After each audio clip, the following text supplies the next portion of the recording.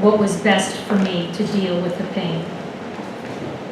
Tippy has relaxed since we moved. With Tippy relaxing, I'm relaxed. With me relaxed, Tippy's relaxed. It's kind of a catch-22. I have found a spot that I wish I had found earlier. I had all of my mom's furniture put away, and that's what I use for furniture, so it's like going home again. And it's the most comforting place there is. And I don't feel bad if I have one of those days that I have to stay down. I don't have to worry that the dishes aren't going to get done. I don't have to worry that somebody's going to run out and I can't lift even 10 pounds and I'm expected to babysit for my 26-pound granddaughter. And people just say that and walk out. I don't have to worry about those things. I still love my family. I still see my family, but I see them on my terms. And for my pain story, that has made all the difference. Finding the Invisible Project, finding U.S. Pain, totally changed my life for the better. And again, becoming empowered and taking care of myself has shown me that I had the courage to go on my own. I've never, ever been on my own before. Never. Just celebrated, or not celebrated, 32 years of marriage. And I'm happy.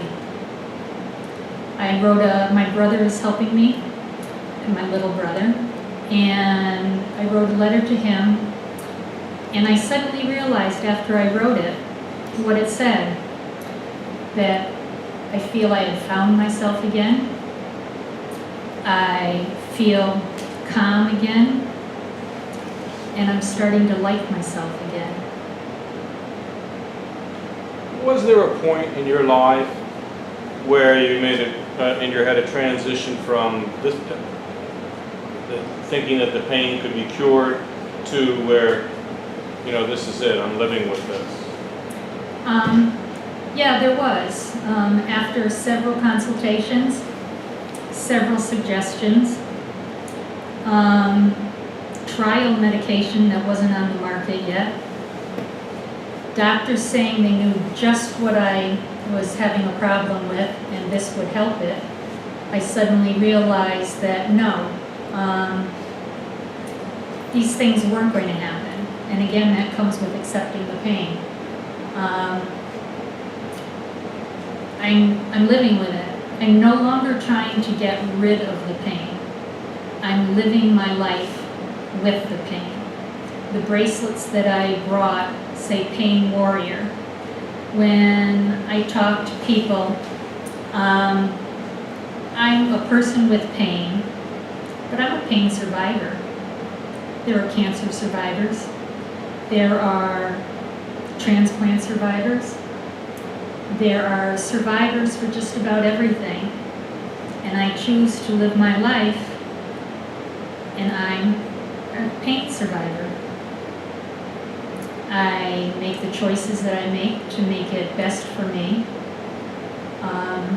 If you have a job, if you're still working and you have a job, and you need that time to stand up during the day, then you take that time to stand up, to walk around, to bend over. If you need a place, if you have, we have a member in U.S. Pain, one of the board members, who had a file cabinet fall on her when she bent over. And so when she travels, she has one of those body pillows. When she walks around, again, invisible illness, you would never know she had a problem. But she carries a bag and a body-sized pillow. And even when she's speaking, she's one of our advocates down and goes to DC and national policies. And even if she's speaking, she lets them know when she starts that midway through, she's going to take the microphone and bring it to the floor, and she has to lay on the pillow and prop herself at a certain angle. And she does that. She allows herself to do that because she's surviving her pain. She's living her life and going through surviving with her pain.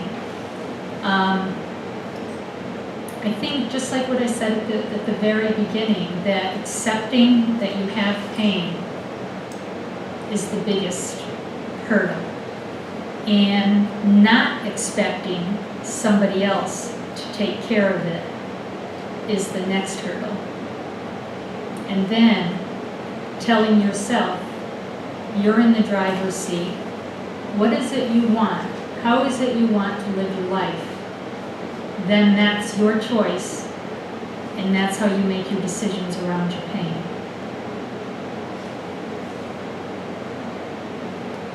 Yes? I have a question, if such a question, of course, don't answer it. Why did you, or have you made the choice not to take medication for the pain? Was it a question of wanting to be fully present all the time?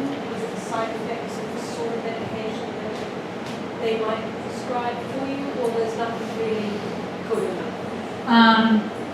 It's all of the above. After I attempted suicide, I did not use narcotics. It was a different medication. But it was a fluke. I flipped. But because I flipped, there's something inside you that says, if it happened once. So I never wanted to put myself in that position. That's when it started, way back in '96. Then I was hospitalized. I have a lot of problems. I end up in the ICU. This is year 2 that I haven't gone for my breathing problems. And I had to take medication. And I did not like the medication side effects that they gave me. I'm normally a go, go, go kind of person. I have a hard time settling down. And for me, the medications that they thought would help me slowed my life down. I couldn't make the decisions I needed to make for myself. It's not that there aren't appropriate medications out there.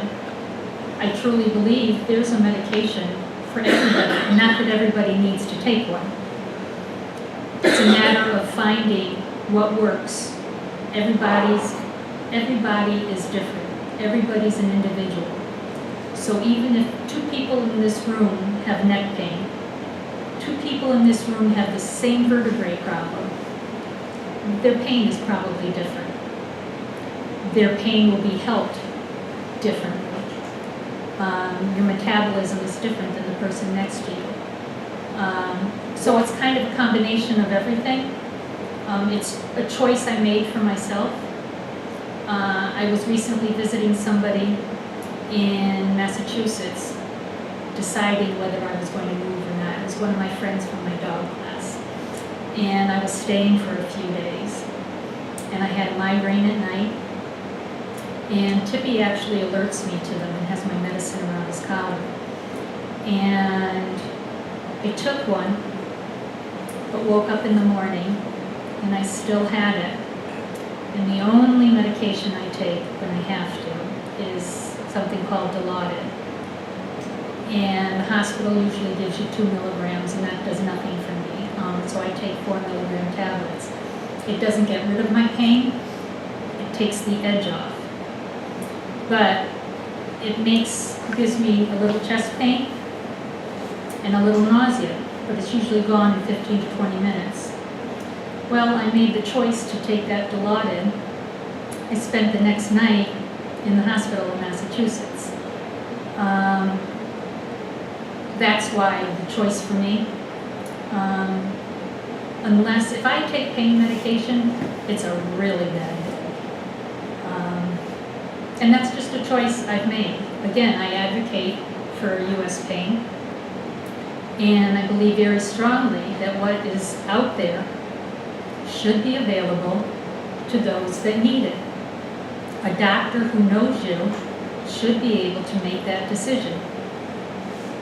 Maybe that decision isn't going to be the right one for you, and you'll find out.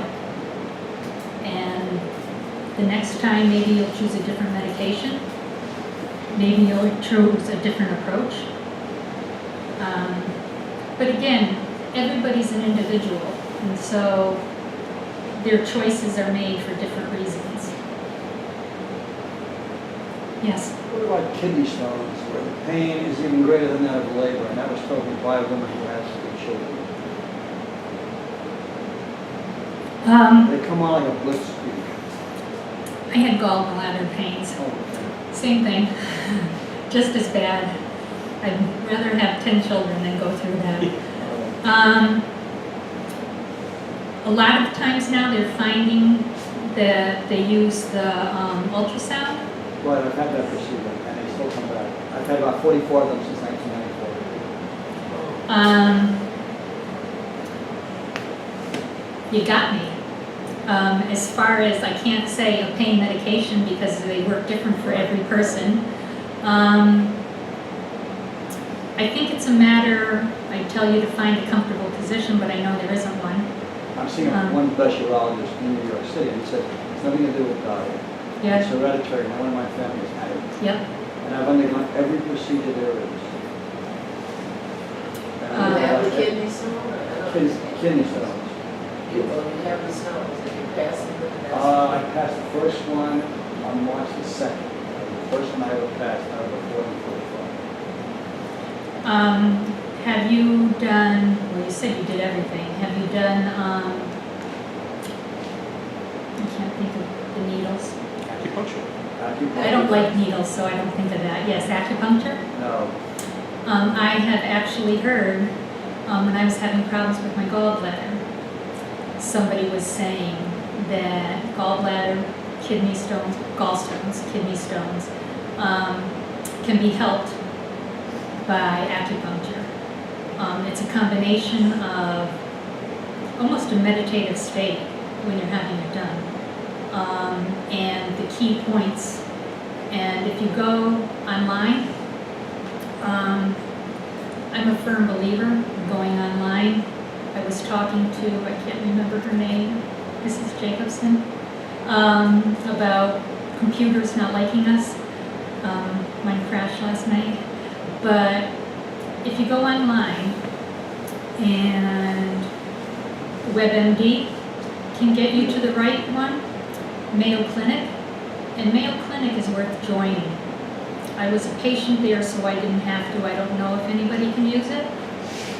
But if you go to, if you just bring up Google, and it will give you lots of different choices, and you can read up on it, and you can look at your specific condition, what types of treatment there are, and in lieu of surgery, in lieu of ultrasound, I would recommend, and again, I don't like needles, so that's the one thing I never did, but they say you can't feel it. The needles are smaller than insulin needles, and they're put in just the right locations. I mean, someplace in your hand is for your migraine. So I would check into that. That's probably the best thing I can think of right now. But again, I research it because when you do see your doctor, even though he's the best, you never know when you come to them and say, I've been reading on this. I'd like to try this. Even if it's something they might not have recommended to you originally, I'm willing to bet he will help you find the right person for that. A doctor wrote a book on diet, but of course it's all this kidney stone with calcium oxide, which are heavy in broccoli, spinach, beets, all the good things. And what I've done is I've actually tried to limit my intake of the dark green vegetables, which of course are a tremendous source of nutrition. Right, and then you have to make up your iron elsewhere. Yeah. I think, I mean, diet is probably the easiest thing to work on. although the toughest to stay on, probably. I would really research acupuncture. I have just, in traveling different places, I have just heard so many results, and everybody tells me to do it, and I just can't do it. Well, I can, But it doesn't hurt. I mean, I just can't even see a needle, that's me. you know, usually, because where they put it, you can't even turn your head around. I've had a lot of acupuncture, and basically, I mean, pain-free. The process itself is innocuous. And I've done it at varying times. Most recently it wasn't effective, but most times I have had good outcomes from it, to a lessening, significant lessening of whatever the symptom was, not an elimination. And it doesn't claim to do that. It's sort of, the understanding is that it has an analgesic effect. And there are other types of Eastern treatments. Some people swear for things like, and I've heard it for kidney stones and bladder issues and stuff. People swear by Reiki. Our minister's partner is a Reiki master, and they moved before she could help me with it. But again, a lot of these things are geared at relaxation. They're key points that help you relax, with the theory being when you relax, everything within relaxes as well. Because when you're in pain, I mean, there's no letting go. You're as tense as you can be.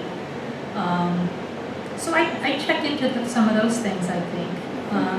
But I think acupuncture I put at the top. All right. Thank you. You're welcome. Yes. How do you recommend family members support a person, a family member that has chronic pain? Or what do you think the person with chronic pain should request of their family member? I lived this. I think the first thing is to let your family know that you have the pain. Let your family know how the pain affects you, and let them know that you probably, on any given day, are not going to be able to do what they've come to expect you to do. And you ask them, and this is what I had said earlier, don't be afraid to ask for help. You ask them to help you with the things that you know you can't do. If it's going to make something worse for you, if you're making dinner and you can't reach something because it's going to hurt, or you're going to pull something, or once it gets down, you're not going to be able to use it, ask for help. The hardest thing to do is ask family members for help, but that's probably the best thing to do. But be honest. Let your family know how you feel, because if they don't know how you feel, the stress you get from not getting the support is really on you. If you let them know where you're coming from and how you feel, then if the support isn't there, you've at least made it known. You've at least asked for the help. But honesty with family is the best thing. Be forthright. Let them know how you feel. Let them know where the pain is. Ask them if they have suggestions. Involve them. Involve your family. Sometimes that's what they need. Yes. Are we talking about pain, chronic pain, where you know where mentioned, or pain that is due to an injury or some kind of a medical procedure, like thin I'm speaking of both. If there's been an injury, the first thing you want to do, you want to rule out, when you have a pain, you want to rule out any type of injury, any type of medical issue that could relieve that pain, help the injury. Sometimes you have a pain, you don't know that you've broken something. Well, let me just tell you that I had conversations with my Uh-huh. because I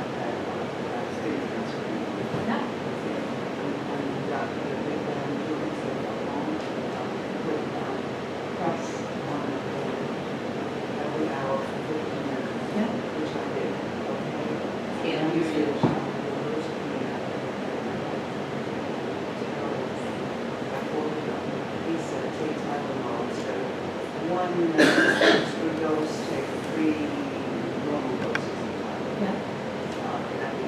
I call the nurse's conference.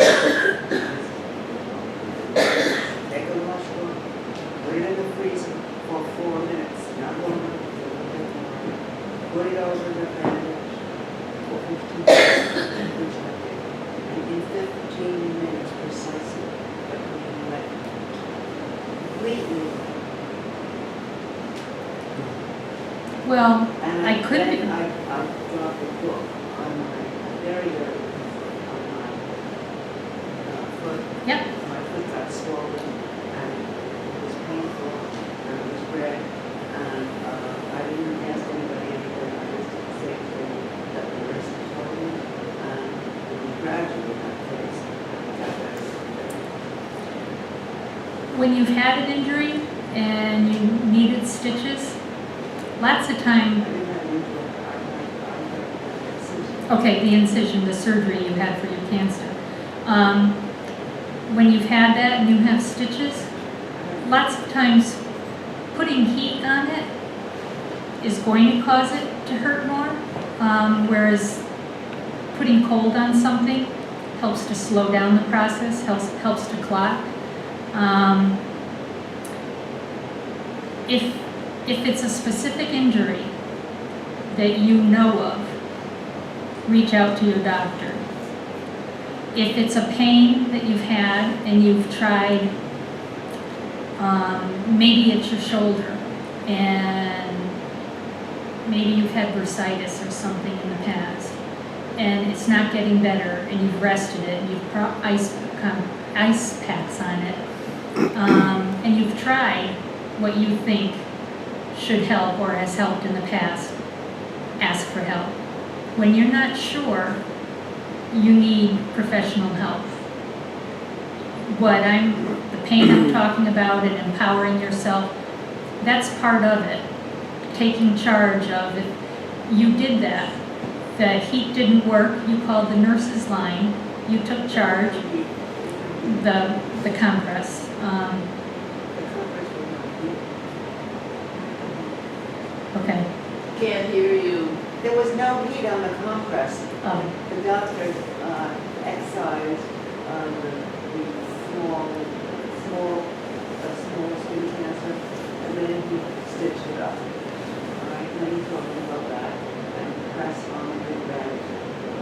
oh, okay. And I got this excruciating pain, and then I told him, no, I repeat myself, and then I called the nurse's hotline. I really suggest, I had had several times where I have this one more traumatic, where they have been incredibly patient and helpful. But this time, when they told me what to do, it worked like magic. Exactly, precisely the way they said it would work like that. So then I had another, this time was nature, so before I went on, before going to the doctor, I said, I'm going to do the same thing I did the last time. It happened quickly, but it also worked. So I'm just telling you that. And that's, you took it into your own hands and you found what worked for you. You called that number, you got the help, and then the next time something happened, you recalled that and tried that treatment. That's taking it into your own hands. It's taking charge, knowing what helped you. But always rule out an injury first. Always rule out an injury first. You don't want to mess with something, trying to get rid of a pain and find out you're making an injury worse. Well, I didn't have anything before. Right. You know what I mean? I know the difference between having a break something. Right. And it's strong. But I'm glad it worked. But I wanted to, because we talk about doctors and allergists and this one, but that one, and that one, and this one. I wanted to put it forward to the nurse's office. Mhm. They were open 24 hours a day. They have a record of the Yep. once and for all, a record of other things you told about. And I've had others where they helped me too. This was so dramatic. Yep. I mean, they said 4 minutes, I did 4, 15 minutes in, was gone in 15 minutes. It was, I'm going to remember the 4 minutes now, so thank you. see, thank I'm going to remember the 4 minutes also, so thank you. We didn't really hear that formula because you were talking so low. What exactly did you? The doctor, after, if I can say it, the doctor, after she had some Yeah, spin, that part we heard, okay, Yeah. and he told her to pinch I had it, stitches, I had stitches. to pinch it, and the that pain got worse. hurt. Yeah, So she ended up calling the nurse's hotline, Right. she said. okay. And she said to take The the, doctor said to take Tylenol. Yeah, well, we know Well, about that. okay. that's the doctor's favorite thing. Right, yeah. And then take a wet, A washcloth, put it in the freezer for 4 minutes. just 4 minutes. Not more, because then it gets hard. And Right. then put it on, where my finger was, on my nose. This was a wet washcloth. Yeah, Yeah. it's a wet, very cold washcloth, but not hard for being stood because it's been frozen, it's just Right. very cold. Put it on for 15 minutes, she said 15 minutes, I was looking at my watch, 15 minutes, my pain is totally gone, and I have to tell you, it was the worst thing I've ever had before this happened. That's a good story. I was wondering, you know, one of the problems that I've struggled with in terms of pain is finding comfortable chairs. And the problem is if you go online, you see a lot of chairs, but you really need to sit in a chair to know if it's going to be comfortable for your Right. particular whatever. And you can't find a place where there's a showroom, I'm talking about it, the New York area, where you can go and actually try chairs out. Do you all know of any place? Cheers on us. I know that in Connecticut, there are Chair medical world. supply Chair places that have various products to help people. Chair And there up are to different fire. types of chairs. And there are special home health aids. That they can, So it do might be one chair. of those. Another, In Connecticut? Yeah, but another, that's, and I don't know what they would have here in the city. Right, well, that's, another choice, for regular chairs, this is kind of out there. I don't know if you have IKEA in the area. They've got all different kinds of contoured chairs, all heights, all sizes, and you just make your way through sitting in chairs. I'm an IKEA person. But there, I mean, you can try everything. And most of theirs is a little more progressive. But again, you can test them out. They've got some that are ergonomically designed. A lot of it is needing something in the lumbar area, and so many chairs just go straight up, and they don't help the lower section of the back, and that's where you do need to sit on them. And even if you check out an IKEA store, just because there's so many, I'm not pushing IKEA, but there's so many different ones that you might find a style that you find is comfortable, and you might find that style in the type of furniture you want. That would be another suggestion. But I'm a firm believer of hands-on. I would like, We were talking earlier, you were talking mostly, I guess, a strategy or phenomena. We were talking, now I forgot everything. It's okay, I'll A go phenomena forward. or a strategy around pain that the brain, I think, can only handle or read so much stimuli, correct me on this, such that, for example, I've been having some leg pain, but then I had this very cold cream that I applied, and when I applied that, it really lessened the pain because it was sending a sensation that was overriding Right. the pain. And you can speak much better, Mr. Cameraman, on this, as you did earlier. You can point the camera at yourself now. So what we're talking about is different. I was really excited about the topic of pain, especially with older adults when medications can often have more severe impacts. than someone who's middle-aged or younger. So the idea of behavioral interventions or lifestyle changes or things that we can do physically as a first line of defense before looking at psychopharmacology. And sometimes, medicines are appropriate and are wonderful, but we're talking about the idea of behavioral things being the first line. And so some of the things we talked about, which you just went right through in a wonderful way, was really things about like accepting the pain and making room for it, and sort of and tracking the pain. So the idea that a lot of people with pain think I'm in pain all the time, and it's always unbearable pain. And you went into, well, is it really all of the time, or is it worse sometimes and less worse other times? And if you can do that pain journal, that I see, did you bring some for us? Yes, I Oh, had wonderful. 20.